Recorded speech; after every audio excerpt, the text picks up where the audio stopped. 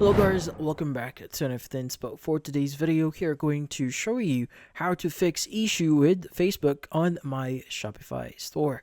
So if you're interested, let's get started. Now, if you're having issues with your Facebook account or your pixel here on your Shopify store, there are going to be a few things that you may want to try or you may want to check here.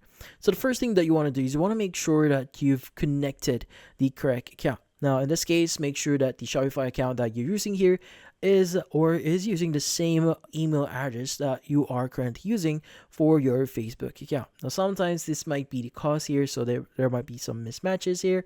But in this case, there are going to be still another thing or a few things that you could try doing here.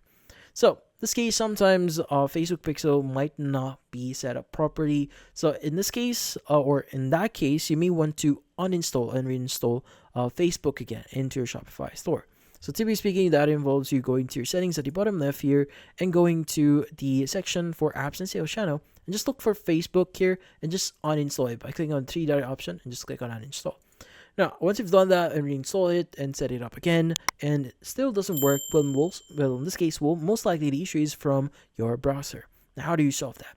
Now, to solve that, what you need to do is you want to go ahead and go to your top right here and you want to go ahead and access a few things.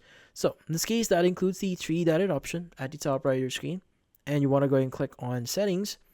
And from here, you want to go ahead and go to your privacy and security and click on delete browsing data here, and you may want to delete your browsing history, your cookies and other site data, and your cache image and files.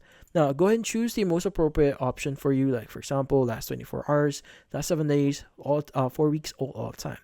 Now once you've done that, just click on delete data and see if that actually solves the issue.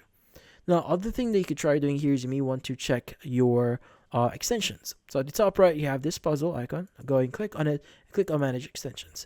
Now you may want to uninstall or basically turn off some of the extensions here and see if that actually solves your issue.